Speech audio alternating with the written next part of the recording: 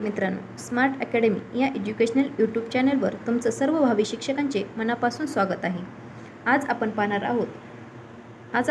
आहोत जुलै 2024ची मराठीची प्रश्नपत्रिका. म्हणजे जुलै 2024 झालेला पेपर आपण 2024ला झालेला पेपर बघणार आहोत.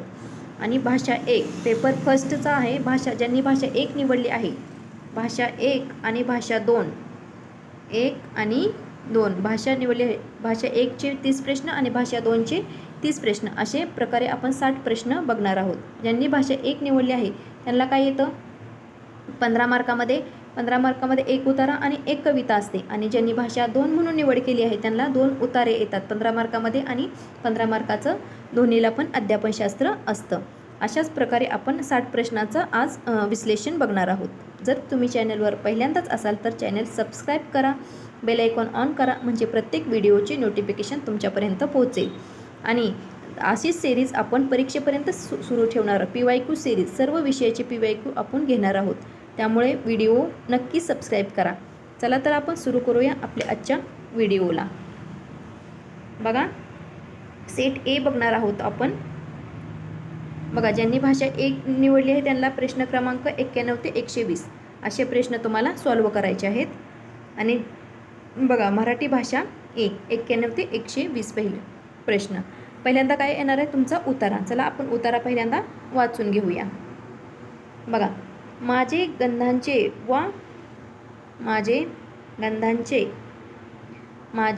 गंधांचे वा सुगंधाचे वेड गावरान पद्धतीचे आहे. गावरानाने ते जोपासलेले आहे. हे लहानपणापासूनचे आहे. तेव्हापासूनच माझी गंधग्रहण शक्ती मोठी तीव्र असावी. चवीचे जेवण झाले की हात धुवून, परकरला पुसून, हाताचा द्रोण करून त्यात नाक बुडवून भरभरून वास घ्यायचा ही माझी नेहमीची आवड. कांद्याची खमंग आमटी, साईचे दहीनी भात यांचे जेवण करावे आणि त्या संमिश्र वासाचा आनंद मनसोक्त लुटावा. अजून मला असे करावेसे वाटते. आईने ठेवणीची पेटी उघडली की प्रत्येक वस्त्राची घडी प्रथम माझ्या नाकावर मी घेईन. तो नव्या पण जुन्या कपड्यांचा गार सुगंध मला फार आवडायचा. गर्द रानातील वृक्षांचा वास, भुईमुगाचे ओले वेल उपटल्यावर त्यांना येणारा दुधाळ हिरवा उग्रवास, तुरकाट्यांच्या जळणावर तापवलेल्या दुधाचा चहाचा वास, किती तऱ्हेचे वास मी लहानपणी अनुभवले असतील, मनात भरून ठेवले असतील. त्या तवंदीगाव या खेड्यात माझी लहानपणाची 4-5 वर्षे आणि शिकत असतानाच्या सुट्टीचे दिवस गेले. त्या तवंदीत ही माझी आवड जोपासली गेली. तेव्हाची एक गोष्ट आठवते. आमची शेती असल्याने घरात बैल, गाई, घोडे, म्हैस अशी गोटाभर गुरे होती. त्यात नेहमी 5-7 लहान मोठी वासरे असायची. या वासरांसाठी जोंधळ्याची कोवळी ताटे रोज कुणी शेतातून आणायचे. ती कुऱ्हाडीने तोडून त्याचे बोटभर लांबीचे तुकडे करून मी ते वासरांना घालीत असे. तुकडे करण्यासाठी आमच्या सातवा पाटलांनी मला लहान पात्याची कुऱ्हाडीही दिली होती. वाटूक ताटून सुपात घेतले की त्याचा किती वास घेतला तरी मला पुरे व्हायचे नाही. कुणाला वाटायचे मी चोरून ते खातेच आहे. पण त्याचा गंध, सालांचा औषधी वास, कोवळ्या भेंडाचा निरशा दुधासारखा वास आणि पानांचा येणारा जिरेसाळीच्या भातासारखा वास, त्यांचे मिश्रण म्हणजे मला पंचपक्वानांचे जेवणच वाटायचे. सतबा पाटील ओरडायचे तेव्हा मी सुपातून नाक काढायचे. निरनिराळ्या गावातील खूप बागा मी पाहिल्या आहेत. देखण्या तशाच मिश्र सुगंधाने घमघमणाऱ्या. पण या बागांना माझ्या मनात स्थान नाही. त्या मी विसरले. मुंबईला असताना आमच्या घरी सुक्या पानात मळकट दोऱ्याने गुंडाळलेली फुलाची एक पुडी रोज येई. देवासाठी ती उलगडली की जो असेल तो वास येई. त्या वासाने माझ्या मनात तवंदीची ब्रह्माची बाग उभी राही. मला वाटते गंधाच्या कणात एक मोठी शक्ती असावी. डोंगरावर गाव, डोंगराच्या तळाशी ब्रह्मचे देऊळ, तेथून खाली दगडी बांधीव पायऱ्यावरून गेले की मग खूप मोठे वृक्ष आणि एक फळ्यांचा लहानसा पूल वहाळावर बांधलेला. डोंगरातून वाहून येणाऱ्या पाण्यावर ती बाग उभी केलेली. बागेत आतील बाजूला एक मोडकी झोपडी. बघा, शेजारी घमघमणारा हिरवा चाफा आणि पुढे ओल्यागार वाफ्यातील फुलझाडांचे हिरवेगार गंध, लहान पाटातून वाहणारे पाणी, काठाने कर्दळीची झाडे, कुठे सुपारीची झाडे, कुठे केळीची रांग, मध्ये वाफेच वाफ. निशिगंधाचे, कृष्णकांचनाचे, चटक चांदणीचे, मोगऱ्याचे, हळदीचे, तुळशीत तर केवढा मोठा चौक. त्या बागेचा संमिश्र गंध मला दुसरीकडे कोठेच जाणवला नाही.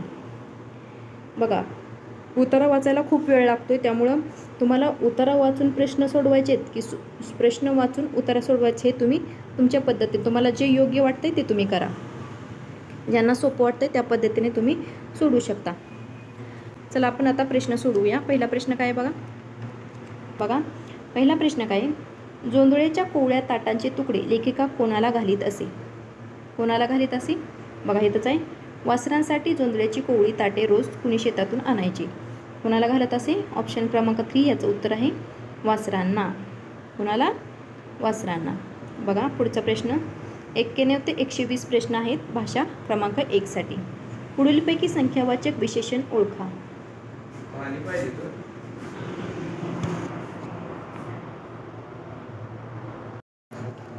बघा 92वा प्रश्न काय आहे? पुढीलपैकी संख्यावाचक विशेषण ओळखा. पहिला आहे 5, 7, लहान मोठी, उग्रवास आणि ओले वेल. हे तर येणार नाही, हे पण येणार नाही आणि हे पण संख्यावाचक विचारले, त्यामुळं काय येणार? ऑप्शन क्रमांक 1 5 आणि 7. सरिता या शब्दाच्या अर्थाचा कोणता शब्द उतार्यात आलेला आहे? सरिता म्हणजे काय असतं सांगा? सरिता म्हणजे काय असतं? तर नदी. त्यामुळे कोणता उतरत आलं तर नदी. ऑप्शन क्रमांक 1 या प्रश्न. बाग आहे का? नाही. सरिता म्हणजे बाग असतं का? नाही. पाणी नाही, सुगंध नाही. त्यामुळे बाग सरिताला काय आहे? नदी. सरिता म्हणजेच नदी असतं. समानार्थक शब्द काय? नदी. 94वा प्रश्न बघा. बागांमधून येणारा सुगंध कसा आहे? बागांमधून सुगंध येणारा कसा आहे? तर मिश्र स्वरूपाचा आहे. दुधासारखा आहे का? नाही. उग्र आहे का? नाही. गार आहे का? नाही. तर कसा आहे? मिश्र स्वरूपाचा आहे. 95वा प्रश्न बघा. पुढीलपैकी सामान्य नाम नसलेला शब्द कसला आहे? नसलेला विचारले. कसला विचारलंय तुम्हाला? नसलेला. त्यामुळं सामान्य नाम नसलेला झाड, पाणी, नदी आणि देव. काय ह्या प्रश्नाचं हा प्रश्न काय झाला आहे? कॅन्सल झालेला आहे. ह्या प्रश्नाचं सर्वच सामान्य नाम आहेत, त्यामुळं हा प्रश्न कॅन्सल. सर्वच उत्तर नसलेला, ह्याचं एक पण उत्तर नाही, त्यामुळे सर्व सामान्य नाम आहेत. बघा 96वा प्रश्न बघा. फुलांच्या पुडीचा वास घेतल्यावर लेखिकेसमोर काय उभे राहत असे? फुलांच्या पुडीचा वास घेतल्यावर लेखिकेसमोर काय उभे राहत असे? तर ब्रह्माची बाग. मुंबईची बाग नाही. घमघमणारा हिरवा चाफा नाही. ब्रह्माचे देव नाही. त्यामुळे काय? ऑप्शन क्रमांक 1 या प्रश्नाचं उत्तर आहे. 97वा प्रश्न बघा. निरनिराळ्या गावातील खूप बागा मी पाहिल्या आहेत. यातील अधोरेखित शब्द कोणते विशेषण? खूप. खूप काय सांगतं? कोणते सांगतं? तर अनिश्चित. म्हणजे अनिश्चित आहे त्याचे. असं सांगितलं का 5, 7 असं त्याला निश्चित म्हणायचं. आणि जे असं खूप, लय, जास्त असं सांगितलं त्याला काय म्हणायचं? अनिश्चित संख्या विशेषण. त्यामुळं ऑप्शन क्रमांक 4 या प्रश्नाचं उत्तर आहे. 98वा प्रश्न बघा. त्या तवंदीत ही माझी आवड जोपासली गेली. यात अधोरेखित कोणते क्रियापद आहे? अधोरेखित कोणते आहे क्रियापद सांगा मला. 98वा प्रश्नाचं काय उत्तर आहे? संयुक्त क्रियापद आहे. कसं आहे? संयुक्त क्रियापद आहे. त्या तवंदीत ही माझी आवड जोपासली गेली, त्यामुळं काय आहे? संयुक्त क्रियापद आहे. 99वा प्रश्न बघा काय. लेखिकेला दुधाळ हिरवा उग्रवास कशाचा येतो? लेखिकेला दुधाळ हिरवा उग्रवास कशाचा येतो? तुरकाट्याच्या जळणावर तापवलेल्या दुधाचा, भुईमुगाच्या ओल्या वेलीचा, कांद्याच्या खमंग आमटीचा, आईच्या ठेवणीच्या वस्त्रांचा. उग्रवास विचारले. कसा विचारले? उग्रवास कशाचा येतोय? तर भुईमुगाच्या ओल्या वेलीचा. ऑप्शन क्रमांक 2 ह्या प्रश्नाचं उत्तर आहे. बघा पुढचा आता कविता. 91 ते 99 प्रश्न 9 प्रश्न कशावर विचारलेले आहेत? तुमच्या उतार्यावर. आता पुढे कविता. 100 ते 105 प्रश्न कशावर आहेत? कविता. आपण कविता पहिल्यांदा वाचून घेऊ. घन घुंगूर वाळा आला, कौलांवर झुनू झुनू झाला, या फांद्यांवर तान्हेल्या हळुवार सरी थरथरल्या, हा पाऊस की फुल झेला, हा पाऊस की फुल झेला, घन घुंगूर वाळा आला, लाजरे पाखरू भिजले, मातीतून गाणे रुजले, नादात आपुल्या न्हाला घन घुंगूर वाळा आला, पालखी नव्या नवलाची सावळिया शुभ शकुनाची, घेऊनी निघाली याला घन घुंगूर वाळा आला. बघा मी वाचली असेल कविता. बघा आपण प्रश्न बघूया आता. त्याच्यावरचे प्रश्न बघा. 105 पर्यंत प्रश्न, 100 ते 105 कवितेवर प्रश्न असतात. फुलझेला ही उपमा कोणाला दिली आहे? बघा, फुलझेला ही उपमा कोणाला दिली तर पावसाला दिली आहे. लाजरे पाखरू भिजले, मातीतून गाणे रुजले, यातील विशेषण कोणते? विशेषण सांगायचे. विशेषण काय आहे तर लाजरे. पाखरू हे विशेषण आहे का? नाही. भिजले हे विशेषण आहे का? नाही. तर रुजले हे नाही. लाजरे विशेषण, चांगला, असे जे विशेषण असते त्याला काय म्हणायचं? विशेषण. कसं ओळखायचं तुम्हाला तर माहीत आहे. तुम्ही विशेषण, नाम, ही कर्म करता हे तुम्ही करून ठेवायचं. प्रयोगावर पण प्रश्न तुम्हाला विचारला जातो. लाजरे बघा, लाजरे हे काही विशेषण आहे. 102वा प्रश्न बघा. पालखी हे कशाचे प्रतीक आहे? पालखी हे कशाचे प्रतीक आहे? शुभ शकुनाचे प्रतीक आहे. चला, 103वा प्रश्न बघा. हळुवार सरी थरथरल्या, यातील सरी हे काय आहे? सरी हे काय आहे? काय आहे तर सरी समूहवाचक नाम आहे. कसं आहे? समूहवाचक नाम आहे. मातीतून गाणे रुजले, या ओळीतून काय सूचित होते? मातीचे महत्त्व, पावसाचे महत्त्व, नवनिर्मितीची प्रेरणा, घुंगुरवाळ्याचे महत्त्व. काय होते? मातीतून गाणे रुजले, ह्यातून काय निर्माण होते? नवनिर्मितीची प्रेरणा. बघा, ढगासाठी कवितेत न वापरलेला शब्द कोणता? गहन, सावळ्या, घुंगुरवाळा आणि पालखी. यातील ढगासाठी कोणता न वापरलेला विचारले? काय म्हणले? न वापरलेला. त्यामुळे कुठला आहे? पालखी हा शब्द ढगासाठी वापरलेला नाही. बघा आता 106 पासून पुढचे प्रश्न कशावर आहेत? तुमचे अध्यापनशास्त्र. कशावर? अध्यापनशास्त्र. अध्यापनशास्त्रावर तुमचे 106 पासून पुढे प्रश्न आहेत. बघा, 106वा प्रश्न काय बघा. एखाद्या विषयावर खूप चिंतन करूनही एका मुलाला स्वतंत्रपणे एखादा परिच्छेदही लिहू शकत नाही, मात्र हेच लेखन तो मोठ्या माणसाच्या किंवा मित्रांच्या मार्गदर्शनात लिहू शकतो. हे मार्गदर्शन म्हणजे काय? म्हणजे कुठलं मार्गदर्शन आहे? कुठलं आहे? स्कॅफोल्डिंग. कसं आहे? मदत त्यांनी घेतली ना, म्हणजे कुणाच्या तरी मार्गदर्शनाखाली तो हे करतोय, म्हणजे काय येणार आहे? स्कॅफोल्डिंग येणार आहे. स्कॅफोल्डिंग येणार आहे. मित्राचे शिक्षण येणार आहे का? नाही. समूह शिक्षण नाही. मित्राचे मार्गदर्शन अजिबात नाही. तर स्कॅफोल्डिंग ह्याचं उत्तर आहे. बघा, 107 डॅश डॅश या प्रकारच्या शिक्षणात मुलाला बुद्धिमत्ता आणि तर्क यासारख्या वरच्या पातळीवरच्या प्रक्रियेची गरज भासते. या प्रकारच्या शिक्षणात, कोणत्या शिक्षणात तर संकल्पना शिक्षण. या प्रकारच्या शिक्षणात मुलाला बुद्धिमत्ता आणि तर्क यासारख्या वरच्या पातळीवरच्या प्रक्रियेची गरज भासते. कुठली? संकल्पना. मौखिक नाही, गतिबोधन नाही, संरचना नाही, तर कसल्या? संकल्पना शिक्षण. काही शब्द चुकीचे लिहिलेले असतानाही तुम्ही विद्यार्थ्याचे एकूण भाषा वापराचे कौतुक करता. तुम्ही तुमच्या वर्गात डॅश डॅश या पद्धतीचा वापर करता. म्हणजे काय? काही शब्द चुकीचे लिहिलेत विद्यार्थ्यांनी, तरीही तुम्ही त्याचं कौतुक करताय. तर ही तुम्ही कुठली पद्धत वापरताय? कुठली? तर समग्र भाषा. कुठली? समग्र भाषा ही पद्धतीचा वापर तिथं केलेला आहे. बघा, 109वा प्रश्न काय आहे. तुम्ही हिंदी भाषक शिक्षक आहात आणि तुमची बदली पंजाब परिसरातील प्राथमिक शाळेत होते. आता तुम्हाला तिथली भाषा येत नाही, त्यामुळे तुम्ही काय केले पाहिजे? बघा, काय केले पाहिजे? लगेच हिंदी परिसरात बदली करून घेण्यासाठी अर्ज करावा का? नाही. मुलांच्या भाषेचा साधन म्हणून वापर करत अध्यापन सुरू करावे. इंग्रजीत बोलावे. मुलांना हिंदी शिकण्यात प्रोत्साहन द्यावे. असं लगेच ते घडू शकणार आहे? लगेच असं होऊ शकणार आहे का? नाही. तर काय करा? इंग्रजी बोलावे हे पण नाही. तिथं तुम्ही कशा पंजाब परिसरात गेलाय ना, मुलांना लगे हिंदी शिकण्यात प्रोत्साहन द्यायचं का? नाही. तर काय करायचं? मुलांच्या भाषेचा साधन म्हणून वापर करायचा आणि त्यांना अध्यापन सुरू करायचं. दुसऱ्या 109व्या प्रश्नाचं 2 ऑप्शन दुसरा हे उत्तर आहे. मजकुरातून विशिष्ट प्रकारची माहिती मिळवण्यासाठी तिथे बारकाईने आणि लक्षपूर्वक वाचणे या प्रकारच्या कौशल्याला कुठले डॅश डॅश आकलन म्हणतात? कुठले आकलन आहे? तर स्थानिक आकलन म्हणायचं. कसलं? स्थानिक आकलन. भाषा शिक्षणात नैदानिक चाचणी डायग्नोस्टिक टेस्टचा वापर कोणत्या उद्दिष्टपूर्तीसाठी केला जातो? बघा, ऑप्शन समाकलित मूल्यमापनासाठी प्रश्न तयार करणे, PTM बैठकीत पालकांना सांगणे आणि त्यांना लक्ष देण्यास सांगणे, विद्यार्थ्याचा उणिवा जाणून घेऊन उपचारात्मक पावले उचलणे, विद्यार्थ्याच्या निकालातील माहिती मिळवण्यासाठी. कशासाठी असते डायग्नोस्टिक टेस्ट? तर विद्यार्थ्याच्या उणीवा जाणून घेऊन लगेच तुम्हाला हे ऑप्शन पॉझिटिव्ह वाटते, त्यामुळे तुम्ही लगेच ऑप्शन क्रमांक 3 या प्रश्नाचं उत्तर आहे. बघा लगेच कळतं आपल्याला. वाचत ऑप्शन जर तुम्ही सगळे वाचत गेला तर एखादं लगेच तुम्ही त्याच्यापाशी 2 जरी तुम्हाला ऑप्शन एलिमिनेट करता आले ना, 2 आणि 3 त्या बरोबर पर्यायापर्यंत पटकन तुम्ही पोहोचू शकता. बघा 112वा प्रश्न काय आहे बघा.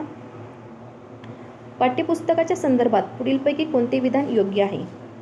पाठ्यपुस्तकाच्या संदर्भात कोणते योग्य आहे? बघा, पाठ्यपुस्तक हे विद्यार्थी आणि शिक्षक यांच्यातील अंतिम असतं. अंतिम असतं का? अजिबात नाही. अभ्यासक्रमातील उद्दिष्टांची पूर्तता करण्यास मदतरूप आहे. मदत म्हणून म्हणजे किंवा आपलं एक सहाय्यक आधार म्हणून आपण पाठ्यपुस्तकाचा वापर करत असतो. सत्रासाठी शैक्षणिक उपक्रमाचे नियोजन असते? नाही. पाठ्यपुस्तकांनाही काही पर्याय नाही. पर्याय नाही का? अजिबात असं काही नाही. त्यामुळे ऑप्शन क्रमांक 2 ह्या प्रश्नाचं योग्य आणि करेक्ट आणि एकदम पॉझिटिव्ह उत्तर आहे.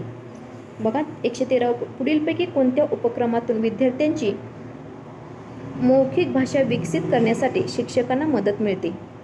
पुढीलपैकी कोणत्या उपक्रमात विद्यार्थ्यांना मौखिक भाषा विकसित करण्यासाठी शिक्षकांना मदत मिळते? ऑप्शन आहेत. शिक्षकांसह विद्यार्थ्यांनी पाठ मोठ्याने वाचणे, कविता पाठ करून तिचे पठण येईल का नाही, भूमिका अभिनयात सहभाग, नवीन किंवा माहीत नसलेल्या शब्दांच्या योग्य उच्चारणाचा सराव. तुम्हाला कुठलं योग्य वाटते बघा? कृतियुक्त शिक्षण. असं कृतियुक्त जर एखादा ऑप्शन असेल ना, तो पटकन तुमचंच आन्सर असू शकतं, कारण कृतियुक्त सहभाग जर मुलांचा असेल तर ते एकदम पॉझिटिव्ह आन्सर आहे. बघा 114 बघा, भाषा स्वच्छंदी असते असे जेव्हा आपण म्हणतो तेव्हा आपल्याला डॅश डॅश म्हणायचे असते. बघा ऑप्शन काय? भाषेतील शब्द आणि अर्थ यांच्यात अंगभूत संबंध असतो. शब्द आणि अर्थ यांच्यातील संबंध योगायोगाने नसून त्याला योग्य आधार असतो. भाषेतील शब्द आणि अर्थ यांच्यात कोणताही अंगभूत संबंध नसतो. भाषा पूर्व प्रत्यय सिद्धांताचे अनुकरण करते. काय तर भाषा स्वच्छंदी असते. आपण काय म्हणतो? भाषेतील शब्द आणि अर्थ यांच्यातील कोणताही अंगभूत संबंध नसतो. तेव्हा आपल्याला काय म्हणायचं असतं? स्वच्छंदी आहे, त्यामुळे त्याचा संबंध नसतो असं आपल्याला म्हणायचं असतं. ऑप्शन क्रमांक 3 या प्रश्नाचं उत्तर आहे. बघा 115वा प्रश्न काय? व्याकरण शिक्षणाची निगमन पद्धती डिडक्टिव्ह अप्रोच या गोष्टीचा पुरस्कार करते की आपण काय करायचं? नियम सांगावे. डिडक्टिव्ह मेथड काय असते? नियम सांगावे. त्यामुळं नियम तुम्ही लक्षात. आणि इंडक्टिव्ह मेथड काय असते? उदाहरणाकडून नियमांकडे. बघा सत्याच्या पलीकडे जाऊन अंदाज लावणे, अनुमान करण्याची पद्धत म्हणजे सत्याच्या पलीकडे जाऊन तुम्ही अनुमान करण्याची पद्धत आहे, त्या पद्धतीला काय म्हणायचं? भाकीत करणे. काय करतो आपण तेव्हा? भाकीत करतो ना. सत्य जे आहे त्याच्या पलीकडे तुम्ही अनुमान म्हणजे विचार करून त्याचं काय भाकीत करता ना. ऑप्शन क्रमांक 4 या प्रश्नाचं उत्तर आहे. प्रश्न काय आहे आपला? शिक्षकांनी विद्यार्थ्यांना मुक्त लेखनासाठी प्रवृत्त करावे, कारण मुक्त लेखनाचा विद्यार्थ्यांना महत्त्वाचा फायदा होतो. योग्य पर्याय निवडा. बघा पर्याय काय आहेत? यामुळे विद्यार्थ्यांना ओघवते आणि कल्पकतेने लिहिण्यास उत्तेजन मिळते. लिहायची किंवा नाही याची स्वतंत्र असते. त्यांना असे वाटत नाही की त्यांना खूप लिहायचे आहे आणि अचूक लिहायचे आहे. त्यांच्या प्रथम भाषेतील काही महत्त्वाची वैशिष्ट्ये लेखनात समाविष्ट करता येतात. तर या प्रश्नाचं काय होतं? त्यामुळे मुक्त लेखनामुळे काय होतं? तर लिहायची किंवा नाही हे बरोबर वाटतं का नाही? हे निगेटिव्ह आहे. त्यांना असे वाटत नाही की त्यांना खूप लिहायचे आहे आणि अचूक लिहायचे आहे, असं काय नाही. त्यांच्या प्रथम भाषेतील काही महत्त्वाची वैशिष्ट्ये लेखनात समाविष्ट करता येतात, असं अजिबात नाही. त्यामुळे मुक्त लेखनामुळे काय होणार आहे? फक्त यामुळे विद्यार्थ्यांना ओघवते आणि कल्पकतेने लिहिण्यास उत्तेजन मिळणार आहे. उत्तेजन हा पर्याय पॉझिटिव्ह आहे, त्यामुळे हे आन्सर तुमचं अगदी बरोबर आहे, अचूक उत्तर आहे. बघा 118वा प्रश्न काय? 5वी इयत्तेचे शिक्षक म्हणून तुम्ही विद्यार्थ्यांना पाठ काळजीपूर्वक वाचायला सांगता. नंतर तुम्ही विद्यार्थ्यांना प्रश्नाची संदर्भ उत्तरे द्यायला सांगता. या प्रक्रियेतून तुम्ही विद्यार्थ्यांचे कोणत्या प्रकारे उत्तेजन देता? बघा ऑप्शन आहे. विस्तृत वाचन, न्याहाळणे, चाळणे, गहन वाचन. तर या प्रश्नाचं योग्य उत्तर आहे काय? गहन वाचन. म्हणजे गहन पूर्ण विद्यार्थ्यांनी डीप म्हणजे व्यवस्थित अर्थ समजून वाचले की नाही, म्हणजे त्यालाच गहन वाचन असं म्हणायचं. 5वी काळजीपूर्वक वाचायचं म्हणजे तुम्ही त्याच्यावर प्रश्न विचारले तर त्या प्रश्नाची उत्तरं जर मुलांना आली तर त्याचं काय झालं? गहन वाचन झालं. त्यामुळे अर्थ समजून वाचलेला आहे, तो काळजीपूर्वक वाचलेला आहे पाठ, असं समजायचं. बघा 119वा प्रश्न बघा काय आहे? भाषा आत्मसात करण्याची प्रक्रिया घडते जेव्हा मुलाला व्याकरणाचे नियम शिकवले जातात, मुलाला भाषांतराचा सराव करून दिला जातो, मुलाला वाचनाची संधी दिली जाते, मुलाला भाषेच्या संपर्कात आणले जाते. ऑप्शन क्रमांक 4 याचं उत्तर आहे. भाषा आत्मसात करण्याची प्रक्रिया घडते जेव्हा मुलाला भाषेच्या संपर्कात आणले जाते. हे बरोबर आहे. नियम शिकवायचे का नाही? भाषांतराचा सराव नाही. तर वाचनाची संधी, मुलाला वाचनाची संधी झाली. काय आत्मसात करायची भाषा, त्यामुळे संधीचा काय इथं संबंध येत नाही. बघा 120वा प्रश्न काय? वर्गात मातृभाषा वगळणे हे पुढीलपैकी कोणत्या पद्धतीची वैशिष्ट्य आहे? मातृभाषा वगळायची म्हणजे हे कोणत्या पद्धतीचे वैशिष्ट्य आहे असं विचारलेलं आहे. कसं नैसर्गिक आहे, द्वैभाषिक आहे, श्रव्य भाषिक आहे की थेट आहे? काय ह्या प्रश्नाचं योग्य उत्तर आहे ऑप्शन क्रमांक 4 थेट. वर्गात मातृभाषा वगळणे हे पुढील कोणत्या थेट पद्धतीचं काय आहे वैशिष्ट्य आहे?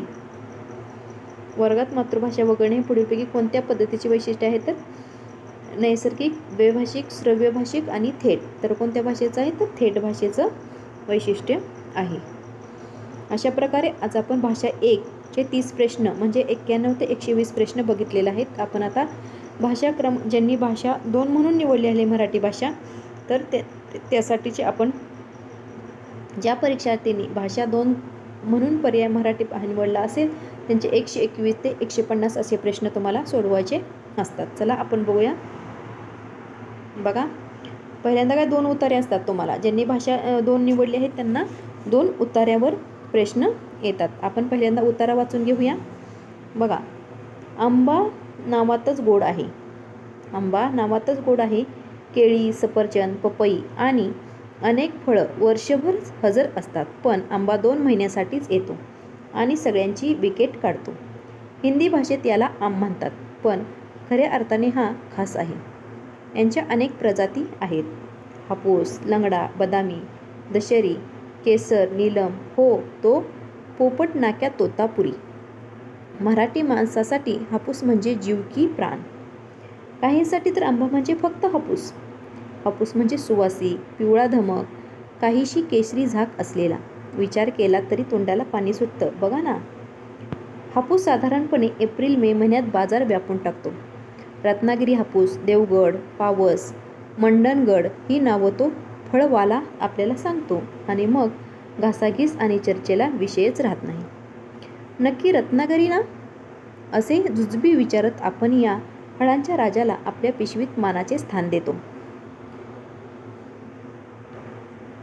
बघा मध्य प्रदेश, उत्तर प्रदेश लंगडाला महत्त्व जास्त. याला लंगडा नाव कसे पडले हे कोडीच आहे, पण नाव लंगडा असूनही विक्री आणि रसनेच्या शर्यतीत हा पहिला नंबर पटकावणारा. आंब्याच्या इतर जाती जशा पिकवल्यावर किंवा तयार झाल्यावर आपला रंग बदलतात, तसे लंगडाच्या बाबतीत होत नाही. तो कच्चा असताना हिरवा आणि पिकवल्यावरही हिरवाच. बाजारात पहिला नंबर मात्र बदामीचा. कर्नाटकचे ते फळ साधारणपणे मार्चपासून दिसू लागले. केशर किंवा गीर केशर आंबा म्हणजे स्वाद आणि सुवासाचे अप्रतिम मिश्रण. माणसाच्या नावासारखी नावं असलेल्या काही प्रजाती आहेत. कॅरेबियन बेटातील जुली, त्रिनिदादचा ग्रॅहम, अमेरिकेतील रुबी आणि फोर्ड भारतात मनोहर, नीलम, मलिका. यात जुलीची वैशिष्ट्ये म्हणजे याचा आकार अंडाकृती किंवा गोलाकार असतो. राजपुरी नाव ऐकलेलं वाटत नाही ना? आपल्याकडे म्हणजे महाराष्ट्र किंवा उत्तर भारतात याची तितकीशी ओळख नाही, पण दक्षिण भारतात हा खूप प्रसिद्ध आहे. हे फळ चवीला अप्रतिम आहेच, पण नावाप्रमाणे यात भरपूर रस असतो, म्हणून याचे नामकरण राजपुरी झाले असावे. असाच मंगनपल्ले हा आंध्र प्रदेशात आपल्या हापूसप्रमाणे प्रसिद्ध आहे. मंगनपल्ले राजवट हे त्याचे मूळ असल्यामुळे हा आंबा त्या नावाने ओळखला जातो. आंबा हा फक्त जिव्हेची चोचले पुरवत नसून शरीरासाठीही अत्यंत गुणकारी आहे. मुख्य म्हणजे बलवर्धक आहे आणि पोटाच्या अनेक विकारांवर उपायकारक आहे.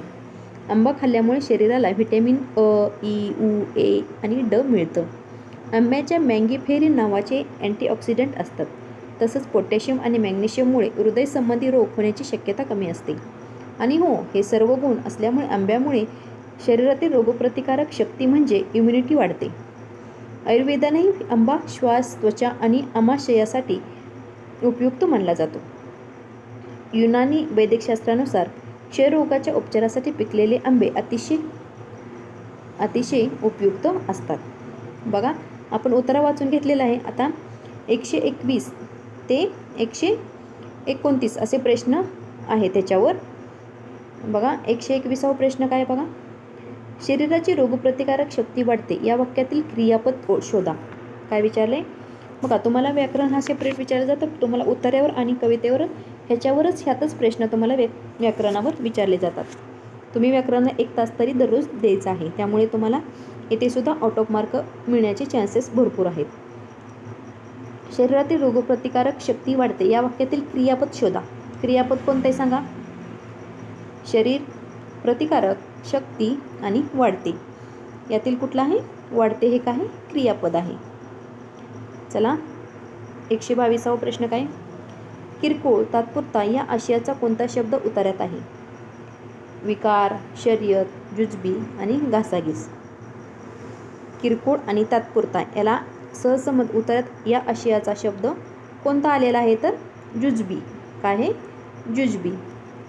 123वा प्रश्न बघा. लेखकाच्या मते विक्रीच्या बाबतीत पहिला क्रमांक कोणाचा.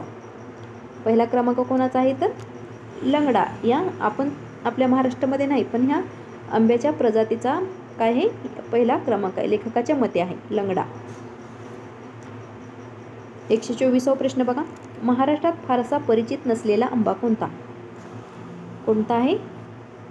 मनोहर, नीलम, केशर आणि रासपुरी यामध्ये कुठल्या महाराष्ट्रात फारसा परिचित नसलेला विचारले बरं का.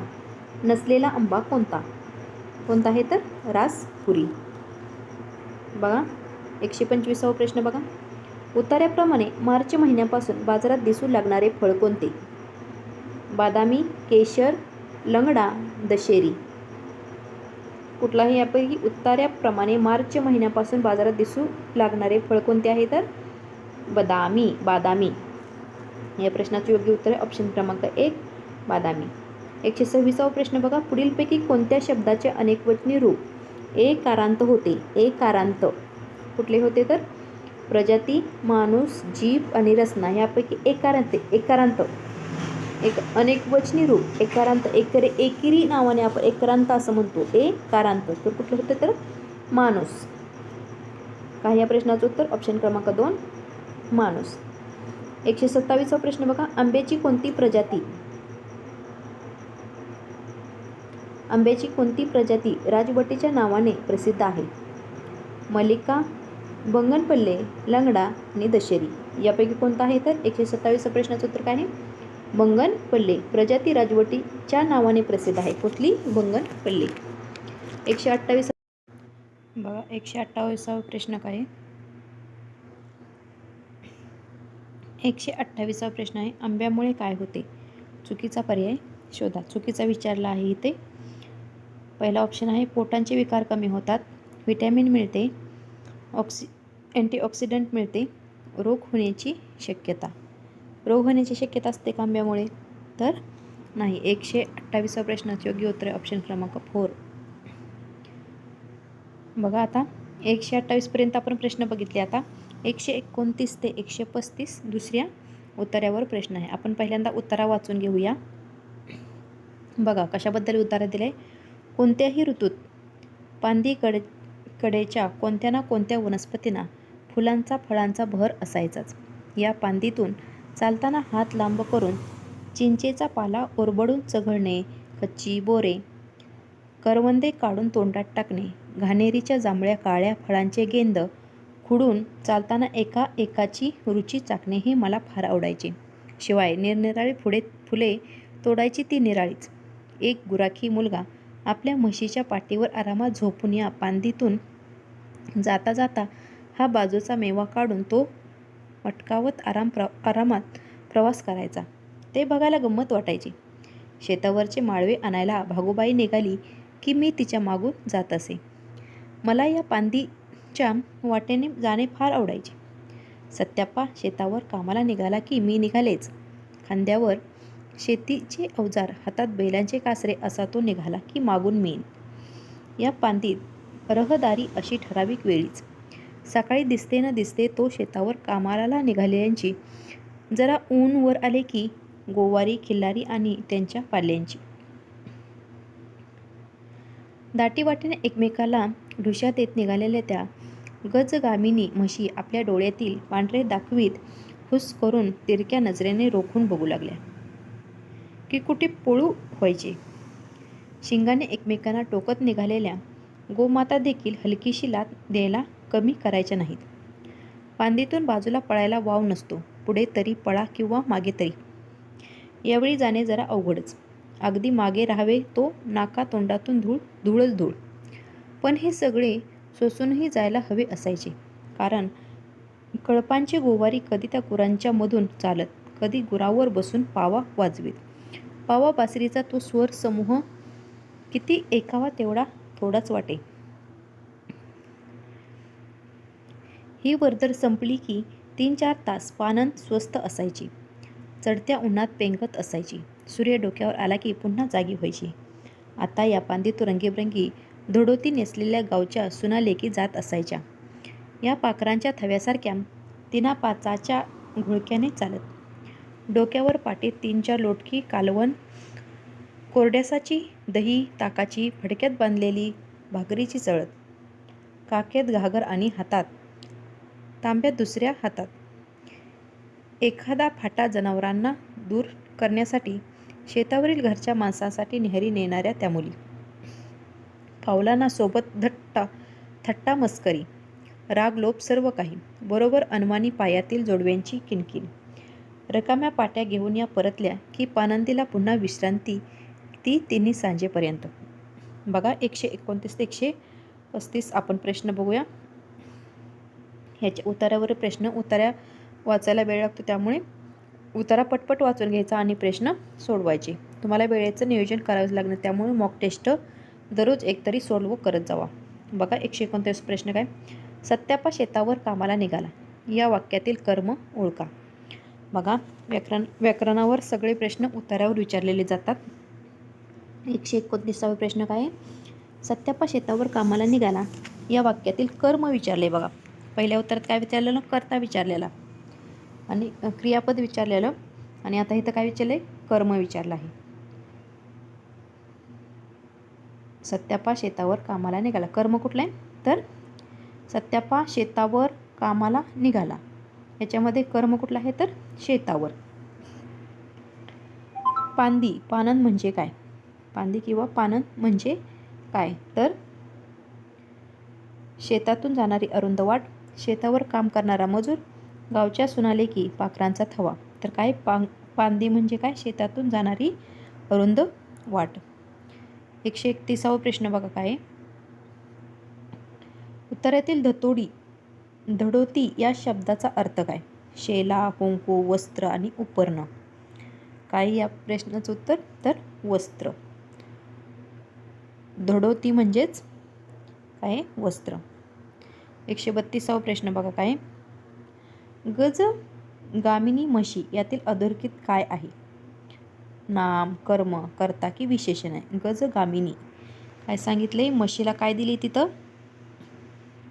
एक उपमा, काय तर एक नाव असं एखादा आपण हा सुंदर आहे. सुंदर हे आपण एक विशेषण वापरतो. तसंच काय गजगामिनी हे म्हशीसाठी वापरलेलं एक विशेषण आहे. त्यामुळे ह्या प्रश्नाचं उत्तर काय ऑप्शन क्रमांक 4 विशेषण. 133वा प्रश्न बघा. प्रस्तुत उत्तरात पुढीलपैकी कोणत्या फळाचा उल्लेख आलेला नाही. आवळा, चिंच, बोर आणि करवंद. कोणत्या फळाचा उल्लेख आलेला नाही तर आवळा, चिंच, बोर आणि करवंद याचा उल्लेख आलेला आहे. पानंद कधी स्वस्त व्हायची. पानंद कधी स्वस्त व्हायची तर पानंद सकाळी, दुपारी, तिन्ही सांज आणि पहाटे. कधी स्वस्त व्हायची सांगा. 134 प्रश्नाचं तर दुपारी जरा स्वस्त व्हायची. 135वा प्रश्न बघा. पुढे तरी पळा किंवा मागे तरी यातील तरी हे काय आहे. केवळ प्रयोग यावे, शब्दयोग यावे, उभयान्य यावे, सकर्मक क्रियापद. तर काय आहे उभयान्वयी हवे तरी. बघा आता 135पर्यंत आपण उत्तर प्रश्न बघले. आता 136 ते 150 कशावर आहे? अध्यापनशास्त्रावर तुमचे प्रश्न आहेत. 15 प्रश्न हे अध्यापनशास्त्रावर असतात. कशावर? अध्यापनशास्त्रावर. बघा 136 भाषाशास्त्रीय क्षमता विद्यार्थ्यांना कशाप्रकारे मदत करते? ऑप्शन आहेत व्याकरणदृष्ट्या बरोबर किंवा चूक वाक्यरचना ओळखण्यात, व्याकरणदृष्ट्या सदोष असूनही ओघवते बोलण्यात, भाषेचा योग्य वापर केव्हा आणि कसा करायचा ते जाणण्यास, इंग्रजीचा अधिकाधिक वापर करण्यास. भाषाशास्त्रीय क्षमता विद्यार्थ्यांना कशा प्रकारे मदत करते? तर व्याकरणदृष्ट्या सदोष असूनही ओघवते बोलण्यासाठी. 137 प्रश्न. प्राथमिक पातळीवर शिक्षक साधारणपणे विद्यार्थ्यांना रंग भरण्यास, रेखांकन करण्यास प्रवृत्त करतात. याचा कोणता लाभ होतो? वर्गात शांतता राहण्यासाठी, विद्यार्थ्यांना गुंतवणूक ठेवण्यात, उत्तम गतिबोधन क्षमता विकसित होते, विद्यार्थ्यांचे मनोरंजन, शिक्षकांना अध्यापनातून विश्रांती. तर याचे योग्य उत्तर आहे ऑप्शन क्रमांक बी, उत्तम गतिबोधन क्षमता विकसित होते. त्यांची कशामुळे? तर विद्यार्थ्यांना रंग भरण्यास, रेखांकन करण्यास प्रवृत्त केल्यामुळे. बघा 138वा प्रश्न काय? मुले उत्तम प्रकारे भाषा शिकतात जेव्हा ऑप्शन काय आहेत बघा? त्यांचे शिक्षक ओघवते बोलतात, त्यांना उत्तम पाठ्यपुस्तक मिळते, त्यांना मोकळेपणा वाटत नाही, त्यांना प्रेरणा मिळते. तर कधी? तर त्यांना प्रेरणा हा शब्द पॉझिटिव्ह आहे, त्यामुळे प्रेरणा मिळते म्हणून ते काय होतं? मुले उत्तम प्रकारे भाषा शिकतात. 129वा प्रश्न बघा. शिक्षिका वर्गात सामूहिक चर्चा, सवंगड्यासोबत चर्चा यांचे वर्गात आयोजन करते. ती उच्चारण आणि स्पेलिंग यांच्याकडे फारसे लक्ष देत नाही. ती कोणत्या पद्धतीचा अवलंब करते? पारंपरिक, ऐच्छिक, संरचनात्मक आणि रचनात्मक. कोणत्या पद्धतीचा अवलंब करते? तर रचनात्मक. 140वा प्रश्न बघा. शिक्षक या नात्याने तुमच्या लक्षात येते की पाठातली भाषा ही विद्यार्थ्यासाठी कठीण आहे. तुम्ही भाषा सोपी करता आणि तुमच्या विद्यार्थ्याच्या अनुरूप आशयात बदल करता. तुमची ही कृती म्हणजे अंगीकारणे, माध्यमांतर, मूल्यमापन आणि परीक्षण. तर ह्याचं काय उत्तर आहे? काय तुम्ही करता? तर माध्यमांतर म्हणजे एक तुम्ही मधला एक ही शोधतात. म्हणजे मुलांना ती भाषा समजत नाही, तर तुम्ही ती सोपी करून तुमच्या भाषेमध्ये त्याला आशयात बदलता. म्हणजे काय झालं? ते माध्यमांतर झालं. 141 बघा. शाळेत जाणार असल्यामुळे राजू आज खूप खुश आहे. कुटुंबातील तो शाळेत जाणारा पहिला आहे. त्यांच्या कुटुंबातील कोणीही, अगदी आई वडील सुद्धा कधीही शाळेत गेले नव्हते. राजू हा कोणत्या प्रकारचा विद्यार्थी आहे? पहिल्या पिढीचा, दुसऱ्या पिढीचा, परिघाबाहेरचा आणि अल्पसंख्याक. तर कसले आहे? पहिल्या पिढीचा. 142वा प्रश्न बघा. शिकवत असताना तुमच्या लक्षात येते की पाठ्यपुस्तकात सुरुवातीला गाणी आणि चित्रकथा आणि शेवटी मूळाक्षर आहेत. भाषा शिक्षण या प्रकारच्या व्यवस्थेचा पुरस्कार कोणती पद्धत करते? सुरुवातीला काय? गाणी आणि चित्रकथा आणि शेवटी मूळाक्षर आहेत. तर कुठली पद्धत आहे? ऊर्ध्वगामी, अधोगामी, निवड पद्धत आणि कलात्मक. तर कुठली पद्धत आहे ही? अधोगामी, top down approach. Top to down approach. चला 143वा प्रश्न बघा. जेव्हा भाषा कोणत्याही पद्धतशीर सरावाशिवाय नैसर्गिकपणे शिकली जाते तेव्हा तिला ऑप्शन बघा. पहिला पांडित्य आत्मसात करणे, स्वीकार्यता आणि शिकणे. जेव्हा भाषा कोणत्याही पद्धतशीर सरावाशिवाय नैसर्गिकपणे शिकली जाते तेव्हा तिला काय म्हणायचं? तर आत्मसात करणे असं म्हणायचं. विद्यार्थ्यांनी प्रश्न सामूहिकपणे सोडवावे, जोडीने किंवा गटातून हे कोणत्या पद्धतीचे वैशिष्ट्य आहे? सहभाषात्मक भाषा अध्यापन, वर्तनवादी पद्धती, समग्र भाषा पद्धती आणि संरचनात्मक पद्धती. सामूहिकपणे सोडवावे, जोडीने किंवा गटातून. तर ही कुठली पद्धत आहे? मग भाषा अध्यापन. 145वा प्रश्न बघा. प्रदूषण या विषयावर अभ्यास ठरवताना तुम्ही कोणती गोष्ट सर्वात अगोदर करायला पाहिजे? ऑप्शन आहे परिचयात्मक प्रश्न तयार करणे, विषयाचे वारंवार वाचन करणे, अध्यापन सामग्रीची निवड, वस्तुनिष्ठ प्रश्नांची रचना. तर कोणते करायला पाहिजे? वस्तुनिष्ठ प्रश्नांची रचना करायला पाहिजे. 146वा बघा प्रश्न. शिक्षिका विद्यार्थ्यांना पाणी या विषयावर परिच्छेद लिहायला सांगते. विद्यार्थी ते विज्ञान आणि समाज विज्ञानाच्या वर्गात काय शिकले यावर चर्चा करतात. नंतर परिच्छेद लिहायला सुरुवात करतात. हे कशाचे उदाहरण आहे? वापरातील भाषा, विज्ञानाची भाषा, अभ्यासक्रमापलीकडे जाणारी भाषा आणि संज्ञापनात्मक पद्धती.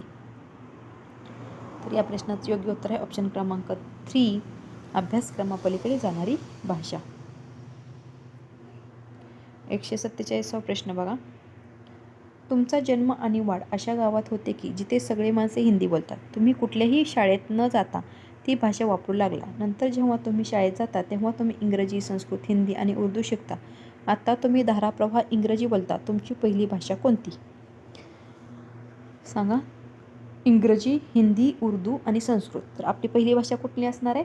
तर हिंदी. आपण पहिल्यापासून कुठली भाषा माणसासोबत म्हणजे आपण जी मूळ भाषा म्हणजे आपली मातृभाषा, आपण मातृभाषा ज्या कुटुंबात जन्माला येतोय, ज्या कुटुंबातली भाषा आहे तीच आपली प्रथम भाषा असते. 148 बघा. शिक्षिका वर्गात वास्तव जीवनातील छत्री, रेनकोट, स्क्रूड्रायव्हर यासारख्या वस्तू आणते. ती मुलांना 2-3 वाक्यात वस्तूंचे वर्णन करण्यास सांगते. तिने वर्गात आणलेल्या वस्तूंना तांत्रिकदृष्ट्या काय म्हणता येईल? भाषा आदान, शैक्षणिक साधने, यंत्र आणि रेलिया. तर काय म्हणता येईल? रेलिया. तांत्रिकदृष्ट्या म्हणले तर काय झालं? रेलिया. वर्गात काळ ही संकल्पना शिकवण्यासाठी तुम्ही एकाच माणसाचा एक 15 वर्षापूर्वी काढलेला आणि एक नुकताच काढलेला फोटो वापरता. तुम्ही चर्चेला सुरुवात करून त्याचे आत्ताचे आणि मी मागचे दिसणे, त्यांच्या सवयी यावर बोलता. तुम्ही डॅश डॅश याचा वापर करता. निर्देशित व्याकरण, संरचनात्मक व्याकरण, शिक्षणशास्त्रीय व्याकरण आणि नियमाधारित व्याकरण. तर कुठल्या पद्धतीचा वापर करता? तर शिक्षणशास्त्रीय व्याकरण, पॅडागॉजिकल व्याकरणाचा तुम्ही वापर करता. आपला शेवटचा प्रश्न आहे. विशिष्ट इयत्ता किंवा अभ्यासक्रमाच्या शेवटी विद्यार्थ्याने आत्मसात कराव्यास पाहिजे असे ज्ञान, कौशल्य आणि वर्तन यांचे वर्णन असलेला अहवाल म्हणजे? अध्यापन फलित, अध्ययन फलित, अंक साक्षरता फलित, मूलभूत साक्षरता फलित. तर काय आहे?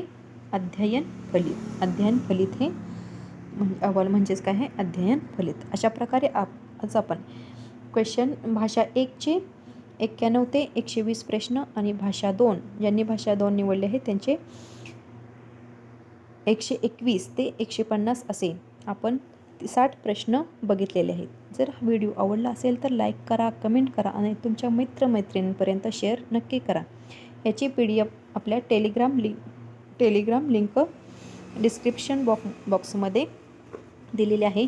तुम्ही ती जॉईन करा आणि टेलिग्रामवर तुम्हाला PDF अवेलेबल होईल. तुम्ही ह्याचा सराव करू शकता.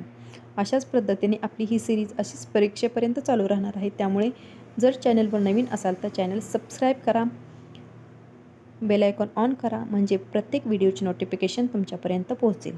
धन्यवाद.